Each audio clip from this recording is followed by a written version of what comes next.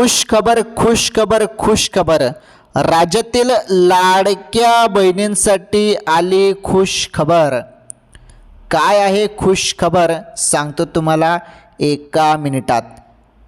लाडक्या बहिणींनो, एका मिनिटाचा व्हिडिओ आहे, व्हिडिओला लाईक करून घ्या। चॅनलवर नवीन असाल तर चॅनल सबस्क्राईब करून घ्या, व्हिडिओला शेअर देखील करा। महत्त्वाची अपडेट आहे हे बघा, तुमच्या खात्यामध्ये 1500 रुपये कधी मिळणार याबद्दल माहिती आलेली आहे।